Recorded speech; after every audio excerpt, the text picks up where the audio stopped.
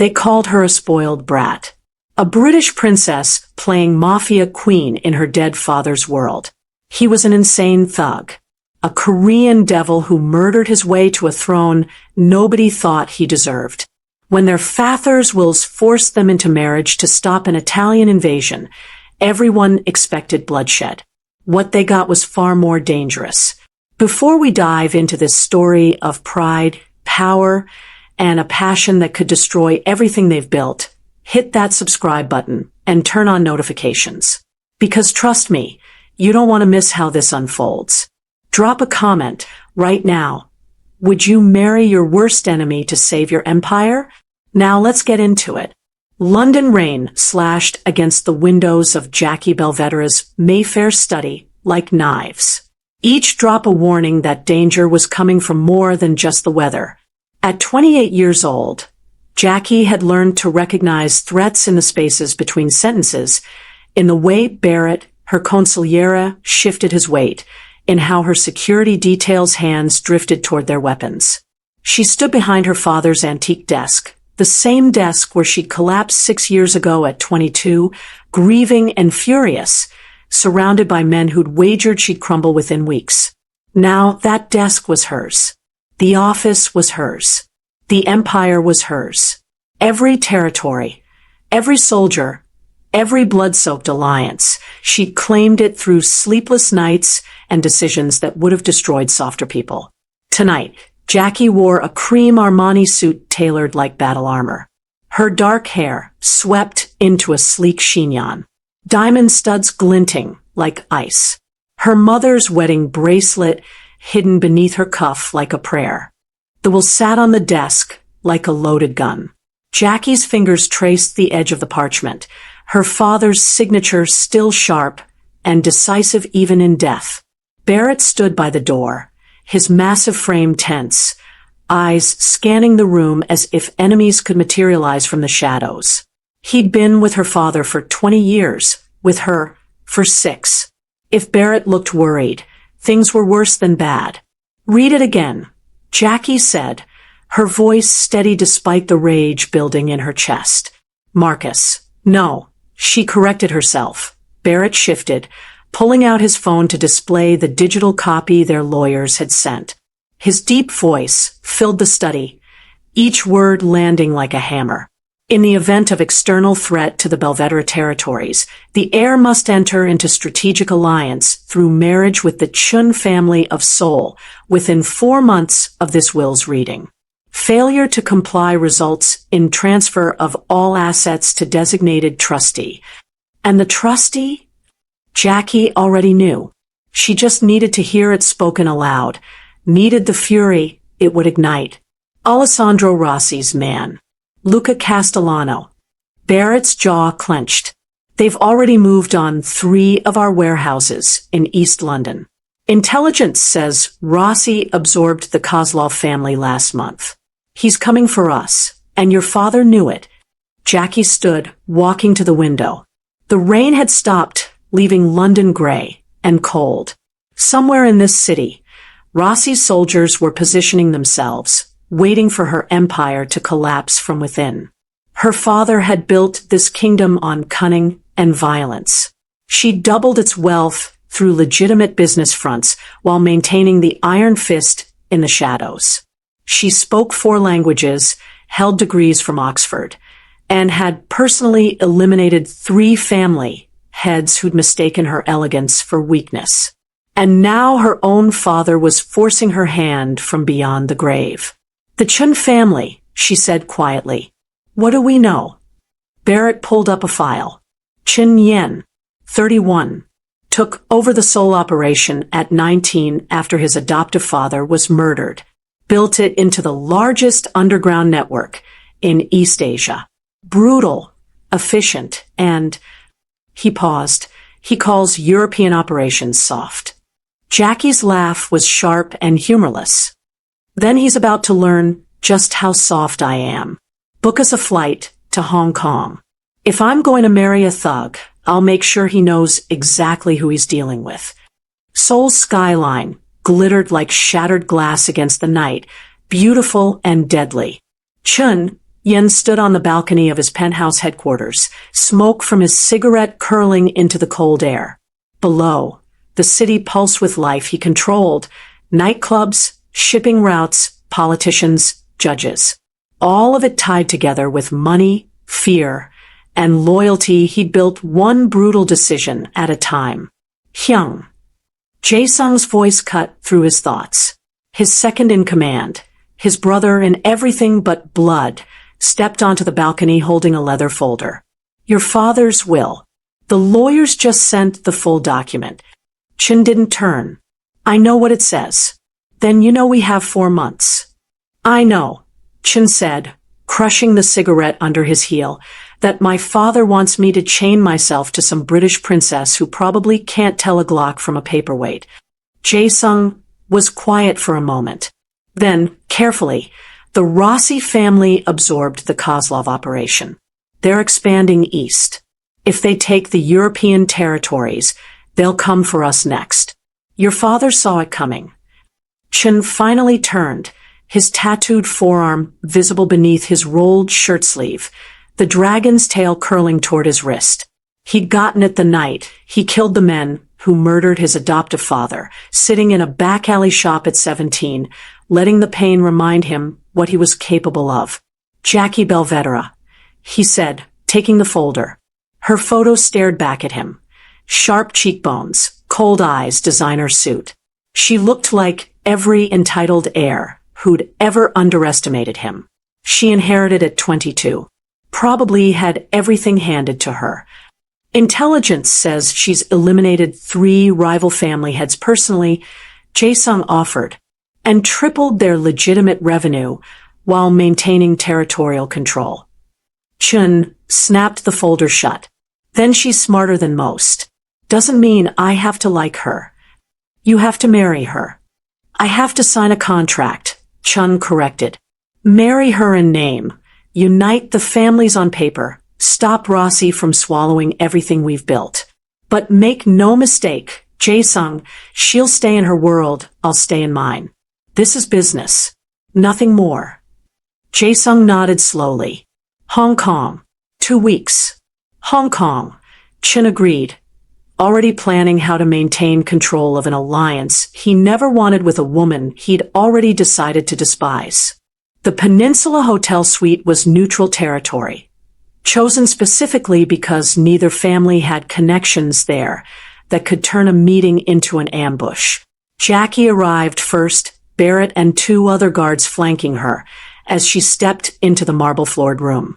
Floor-to-ceiling windows showcased Victoria Harbor, but she wasn't here for the view. She wore white, a power suit that cost more than most people's cars, her hair pulled back severely, diamond earrings catching the light. White for purity, for innocence. Let him think she was soft. She adjusted her Cartier watch and waited. Chun Yen entered exactly 3 minutes late. Intentional. A power play. Jackie clocked it immediately, her expression unchanging as she studied him. He wore all black, tailored shirt, slacks, ink-dark hair, styled back. The tattoos started at his collarbone. She could see the edges creeping up his neck. His men spread out behind him, hands resting near concealed weapons. Jae-sung, she presumed, was the one who moved like a shadow at Chen's right. Miss Belvedere. Chen's English was perfect, accent barely present. His eyes raked over her, with clear disdain. I expected someone older. Jackie smiled, the expression cold enough to frost glass. And I expected someone more civilized. I suppose we're both disappointed. The air crackled with hostility. Barrett shifted, almost imperceptibly, ready to move. Jae-sung's hand twitched toward his jacket. But Chen laughed, sharp, humorless. At least you have teeth. I was worried I'd be shackled to a porcelain doll. And I was worried I'd be shackled to a thug, Jackie replied smoothly. Seems we were both right. The lawyers entered then, breaking the standoff with briefcases and contracts. They sat on opposite sides of a long table, neither willing to appear weak by sitting first. The terms were read aloud in the sterile language of legal documents. Separate residences, initially joint business decisions regarding Rossi threats, public appearances as a united front, marriage within 2 weeks. 2 weeks, Jackie said. Eager, are we? Chen leaned back in his chair, studying her like a predator circling prey. The sooner we sign this farce, the sooner I can get back to real work. Unless you need time to pick out a dress and plan your fairy tale wedding, princess. Jackie's jaw tightened. She leaned forward, meeting his gaze without flinching. I'll be ready tomorrow if it means spending less time looking at your face, thug. 2 weeks then, the lawyer said hastily. Both Jackie and Chen signed, with vicious strokes, the pen nearly tearing through paper. Neither looked at the other as they left. The wedding venue was a private estate in Songbukdong, Seoul. Beautiful, isolated, and surrounded by enough security to repel a small army. Jackie arrived in a black car with tinted windows, Barrett beside her, tension rolling off him in waves. You can still walk away, he murmured. She glanced at him, adjusting the diamond pins in her hair. And hand Rossi my empire on a silver platter? Not a chance. The dress was Vera Wang. Ivory silk that flowed like water, deceptively simple until you noticed the strategic boning that allowed for movement, the hidden pocket along her thigh where her father's Beretta rested, compact and loaded. She wore her mother's bracelet on her left wrist, the only sentimental piece she'd allow herself today. Inside, the venue was sterile. No flowers, no music, no joy. Just business associates positioned like chess pieces, Korean families on one side, European contacts on the other. Armed guards at every entrance. The officiant looked nervous. Chen waited at the altar in traditional Korean hanbok, black and silver, elegant, but somehow making him look more dangerous. She caught the glint of something metallic at his sleeve. Of course, he was armed too. Jae-sung stood beside him as his witness. Barrett would stand with her. This wasn't a wedding. It was a transaction. A merger sealed with vows neither of them meant. Jackie walked down the aisle alone. No one to give her away.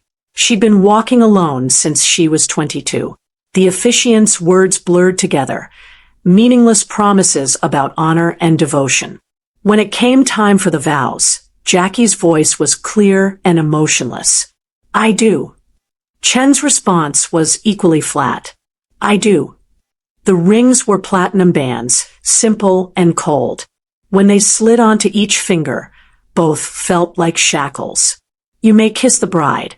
The officiant's voice trembled slightly. Jackie and Chen looked at each other, mutual hatred simmering in the space between them. They leaned in, a brief, hostile press of lips that lasted less than 2 seconds. No tenderness, no pretense. When they pulled apart, Jackie tasted nothing but resentment. The reception was networking disguised as celebration. Congratulations that felt like condolences. Champagne that tasted like poison. Jackie stood beside Chen for photographs, both smiling like knives. That night, they returned to his estate. Opposite wings, separate beds. The marriage consummated only by signatures on legal documents. Jackie locked her door and finally let the armor crack, just for a moment, alone in a foreign country chained to a man who looked at her like an enemy. Tomorrow the war would continue. Tonight, she allowed herself to acknowledge what she'd just sacrificed. The estate was a fortress disguised as luxury. All clean lines, marble floors, and windows that probably cost more than small houses. Jackie's wing felt like a gilded cage. She'd been in Seoul for 2 weeks and had spoken to Chen maybe 30 times, each conversation clipped and professional. He conducted his business in Korean during meetings held in rooms she wasn't invited to, a deliberate exclusion she refused to acknowledge.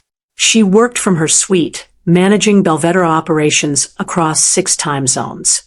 Barrett brought her reports, updates on Rossi movements. encrypted calls with her London team. She refused to ask Chen for anything, not access to his network, not introductions to his contacts. Nothing. She'd built her empire without him. She'd protect it the same way. But living in his house meant enduring his presence.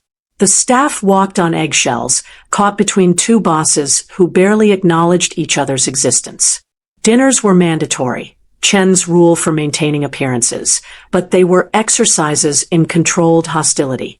Tonight, Jackie descended the stairs in a black, silk blouse and tailored trousers, her armor perfectly in place. Chen was already seated, reviewing something on his tablet, barely glancing up when she entered. The Huang situation, Jackie said, sitting down. Your approach is brutish and short-sighted. Now she had his attention. Chen set down his tablet slowly, his expression darkening. Excuse me? You heard me. You're planning to eliminate him publicly. It's primitive. You'll start a war with his allies. Chen's jaw clenched. And what would you suggest, Princess? Send him a strongly worded letter. Perhaps negotiate over tea. Jackie's eyes flashed.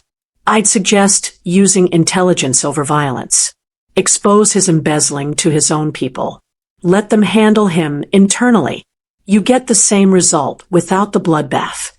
You don't understand how things work here, Chen said, his voice low and dangerous. This isn't London, where you play at being a gangster in designer suits. Jackie stood, her chair scraping against marble. And you don't understand strategy beyond who you can beat with your fists. No wonder they call you a thug. Better a thug than a naive child playing in her dead father's shadow. The words hit like a slap. Jackie's composure cracked for just a second. A flash of pain she immediately buried. At least I earned my empire. You inherited yours from a man who actually had a brain. Chen rose, towering over the table. Get out. Gladly. Jackie turned and walked away, her heels echoing through the silent house. Behind her, she heard Chen's fist slam against the table. Both retreated to their wings, doors locking like battle lines being drawn. The Cold War had officially begun. London felt like coming home and admitting defeat at the same time. Jackie had insisted on returning for a crucial negotiation with the Volkov remnants, families trying to fill the power vacuum Rossi had created. She told Chen it was non-negotiable. He'd surprised her by saying he was coming along, Jae-sung in tow, like he didn't trust her to handle her own territory. The meeting was in a warehouse in Rotherhithe, neutral ground that smelled like rust and river water. Viktor Morozov sat across from Jackie, 3 of his men behind him, gold teeth glinting when he smiled. Little Jackie, he said in heavily accented English. All grown up and playing queen. Jackie's expression didn't change. The territory you're squatting on belongs to Belvedere Operations. You have 48 hours to relocate, or we relocate you. Victor laughed, a wet, ugly sound. Or what? You'll have your Korean dog bite me. Chun, standing in the shadows with Jae-sung, stiffened. Jackie felt his anger from across the room, but didn't acknowledge it. Or I'll handle you myself. Your choice. Big words for little girl.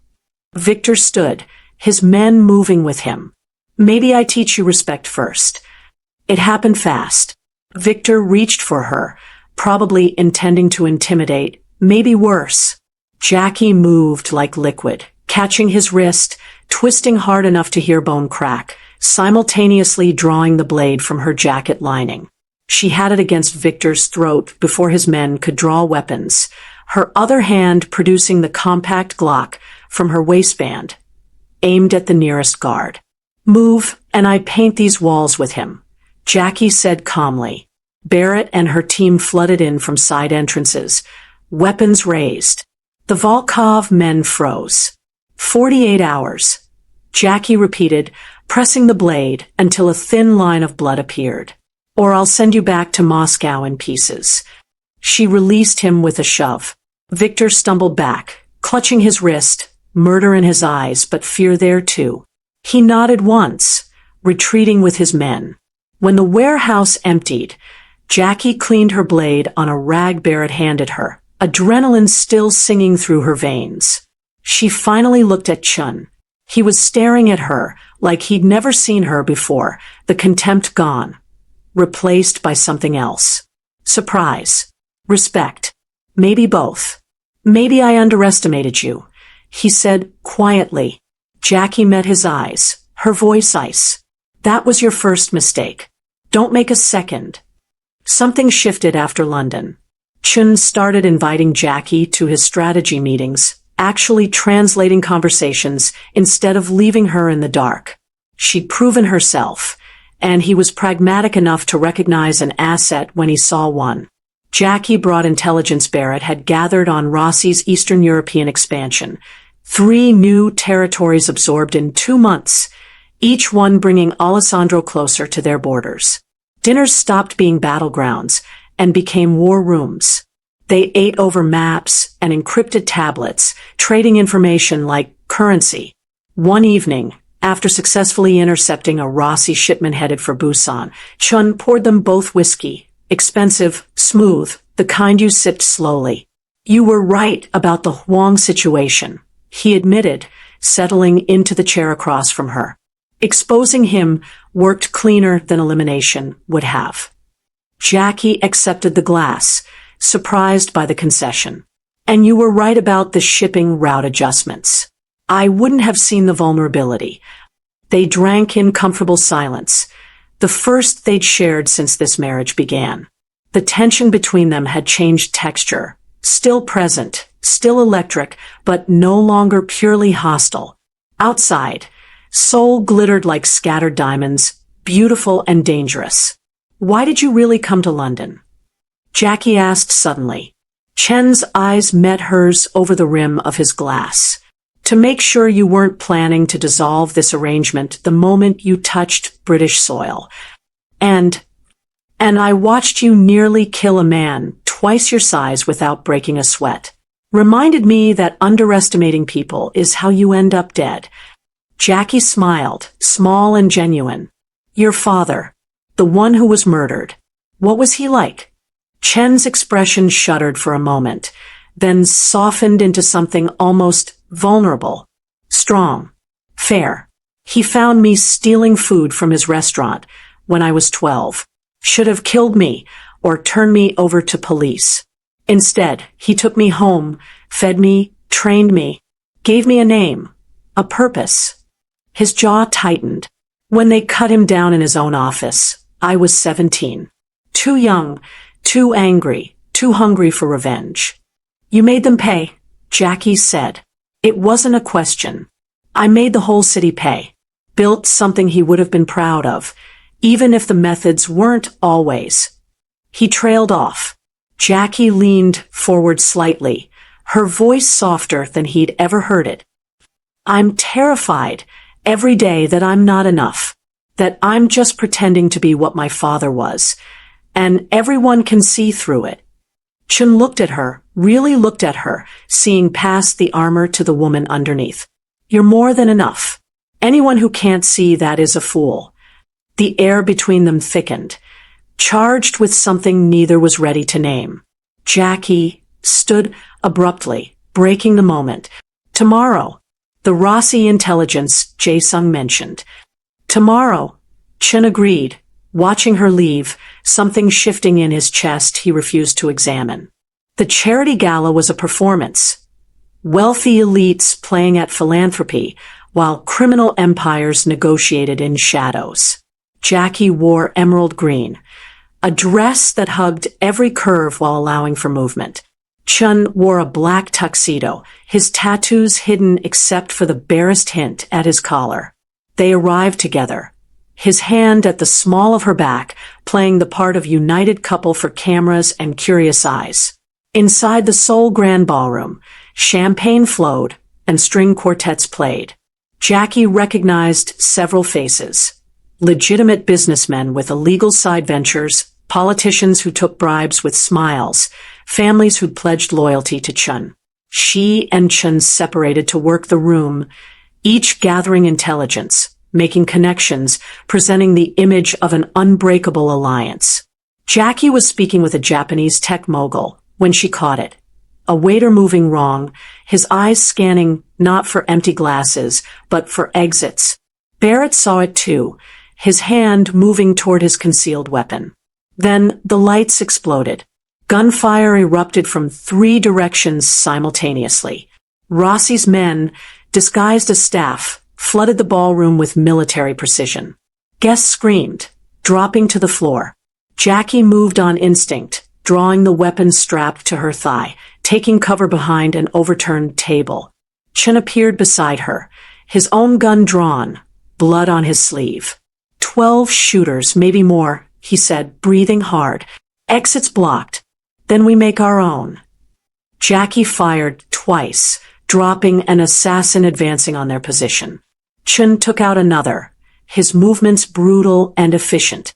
They moved together without planning it, her precision covering his aggressive advance, his raw power protecting her flanks. It was a dance they'd never rehearsed, but executed perfectly. Barrett and Jae-sung fought their way to them, creating a corridor of bodies. Jackie's dress was torn, Chen's jacket shredded by a bullet that came too close. When the shooting finally stopped, 8 Rossi soldiers lay dead. The rest fled. Police sirens wailed in the distance. Cops Chen owned, who'd arrive late enough to matter. In the car, adrenaline crashed over them like a wave. Jackie's hands trembled slightly as she checked her weapon. Chen's knuckles were split and bleeding. Their eyes met in the darkened back seat, something raw passing between them. His hand found hers, fingers intertwining. Neither spoke. Back at the estate, they stood in the foyer, still dressed in ruined formal wear, blood, and champagne mixing on expensive fabric. Chun stepped closer, his hand coming up to cup her jaw. Jackie's breath caught.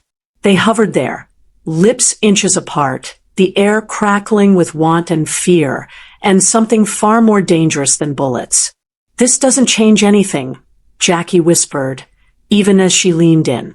"Nothing," Chen agreed, his voice rough. But they both knew it was a lie. Everything had changed. They just weren't brave enough yet to admit it. They pulled back simultaneously, retreating to opposite wings, hearts pounding with what almost happened, with what they both wanted and feared in equal measure. 3 weeks after the gala, Jackie woke to Seoul's sunrise, painting the windows gold. Chun had started joining her for breakfast, not because they had to, but because they'd started to want to. Small touches had become common. His hand on her lower back as they walked, her fingers adjusting his collar before meetings. They hadn't kissed since that night, they almost did.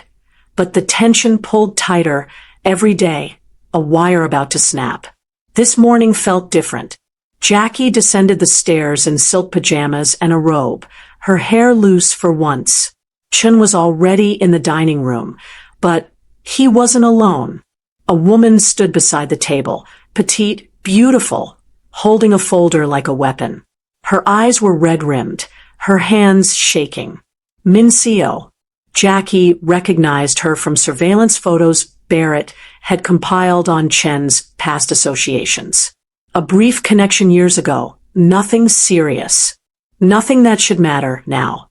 Chun, the woman said, her voice breaking. "We need to talk." Chun stood abruptly, his face draining of color. "Min-seo, what are you doing here?" Jackie's stomach dropped. The way he said her name, there was history there, something that made her chest tighten. Min-seo pulled a photograph from the folder, tears streaming down her face. We need to talk about this." She slid it across the table. Jackie moved closer, her blood turning to ice. The photo showed Chun and Min-seo together, intimate, his face visible. The timestamp read their wedding night, 3 hours after the ceremony ended. "I'm pregnant," Min-seo whispered. "It's yours." From that night, you came to my apartment. You were drunk, angry about the marriage. You said you needed to forget. Jackie felt like she'd been shot. Every breath was agony, every heartbeat a hammer against her ribs. She looked at Chen, searching his face for denial, for explanation. Is this true? Her voice was steady despite everything crumbling inside her. Chen stared at the photo like it was in a foreign language. No, I never. Min Seo, I was in the estate that entire night. I didn't leave. I didn't go anywhere. The photo, Min Seo started, is a lie. Chen's voice cracked with desperation. He turned to Jackie, reaching for her. Jackie, listen to me. I swear on everything, I never touched her. Not that night, not since you and I, but Jackie had already taken 3 steps back. Every man who'd ever betrayed her mother. Every family member who'd chosen ambition over loyalty. Every moment she'd been abandoned. It all crashed over her, at once. Don't, she said quietly, and the word cut like glass. Jae-sung burst into the room, having heard the commotion. His eyes went to Min Seo, narrowing with immediate suspicion. How did you get past security? Min Seo clutched the medical documents, pregnancy test, ultrasound images, all dated correctly. I needed to tell him. He deserves to know. Jackie pulled her robe tighter. Armor she didn't have time to put on properly. You want him? Her voice was ice over magma. He's yours. The marriage, the alliance, whatever fantasy you're selling. Keep it. She looked at Chen, and he saw his own heartbreak reflected in her eyes. I'd rather face Rossi alone than live with a liar. Jackie, Chen moved toward her. Don't, she repeated. And this time it was a command. She turned to Brat, who'd appeared in the doorway. Pack my things. We're going home. Jackie, please, Chen's voice broke. Just listen. She removed her wedding ring, that platinum shackle she'd resented, and then, somehow, started to treasure. She set it on the table, next to Min Seo's damning photograph. Choose your child, your whore, or whatever game you're playing. I don't care anymore.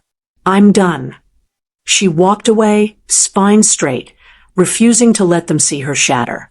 Behind her, she heard Chen shouting, Jae-sung arguing with Min Seo, chaos erupting. But Jackie kept walking, climbing the stairs to her wing, closing the door, and finally letting the armor fall. She'd almost loved him, almost trusted him, almost believed that someone could choose her over everything else. Her mother's bracelet felt heavy on her wrist, a reminder that love in their world was just another weapon, and she'd forgotten to guard her heart. Jackie left Seoul within 3 hours. Brat had arranged everything with military efficiency, private jet fueled, security doubled, all traces of her presence erased from Chen's estate, except the ring still sitting on that dining room table. She didn't say goodbye, didn't look back as the car pulled away. Jae-sung tried to stop them at the gate, his face desperate, shouting something about footage and investigations. Jackie told Brat to drive. On the plane, somewhere over the Sea of Japan, Jackie allowed herself exactly 5 minutes. 5 minutes to feel the devastation, to acknowledge the pain radiating through her chest like shrapnel. 5 minutes to mourn whatever she and Chen had started building. Then she wiped her eyes, reapplied her lipstick, and began making calls. London needed to know she was coming home. The family needed to know the alliance was severed. Brat sat across from her, his expression carefully neutral. He's calling, he said quietly, glancing at her phone lighting up with Chen's name for the 15th time. Block the number. Jackie, block it. Brat obeyed. Jackie stared out the window at clouds that looked like smoke, her mind already shifting to combat mode. Without the Chen alliance, she was vulnerable. Rossi would know within hours. He'd move on her territories immediately, testing her defenses, searching for weakness. Good. Let him come. She'd built this empire once. She defended alone. In Seoul, Chen stood in the empty penthouse, Min Seo's folders scattered across the floor, Jae-sung working 3 laptops simultaneously. Security footage, Jae-sung said, his voice tight with fury. From the estate, from the wedding night. Chen never left the East Wing. Not once. He was in his room from 11 p.m. until 7 a.m. Alone. Chen already knew that. He'd spent that entire night staring at the ceiling, thinking about the woman sleeping in the opposite wing, wondering how a marriage he'd resented had started feeling like something real. The photos doctored. Jae-sung continued, pulling up analysis software. Professional work, but there are inconsistencies in the lighting, the shadows. And Min Seo, he pulled up financial records. She received 3 payments in the last month from a shell company. Traced it back through 4 intermediaries. Want to guess who it connects to? Rossi, Chen said flatly. Alessandro Rossi specifically. She was paid to destroy the alliance. Jae-sung nodded. The pregnancy might not even be real. Or it is, but it's not yours. Either way, this was a setup. Brilliant, brutal, and we walked right into it. Chen's phone lay on the table, Jackie's number blocked, her ring sitting beside it like an accusation. He'd called 40 times. She'd answered 0. She won't believe me, he said quietly.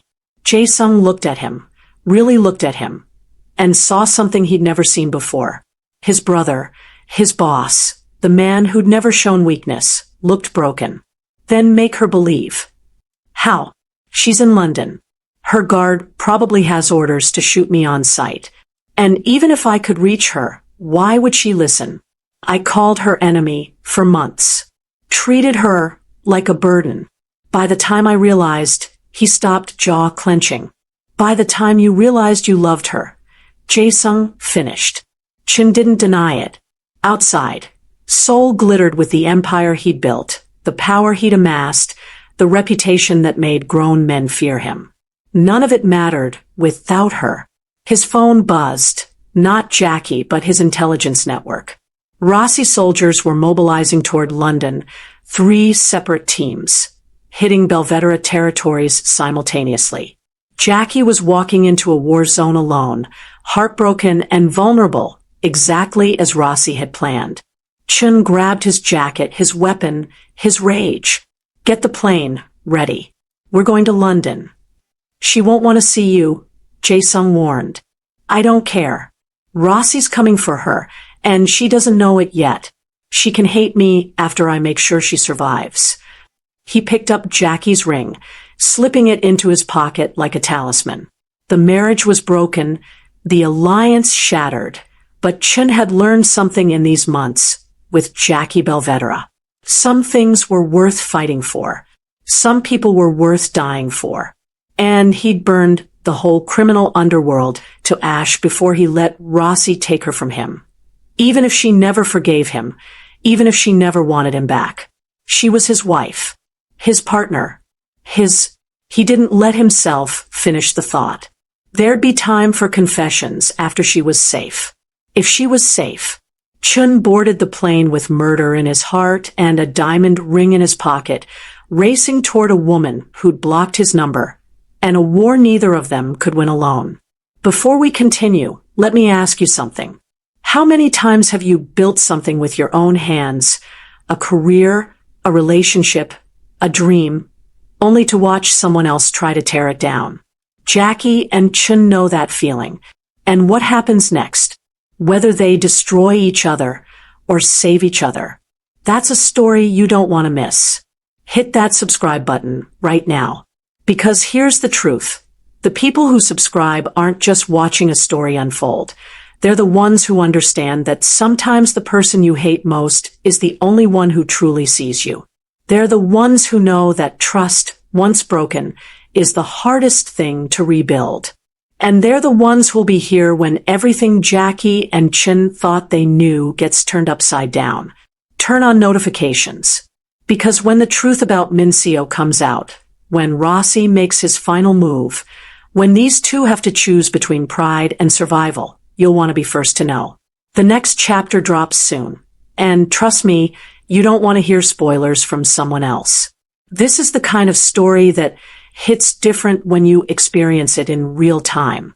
Drop a comment right now. Would you forgive someone who broke your heart if it meant saving everything you've built?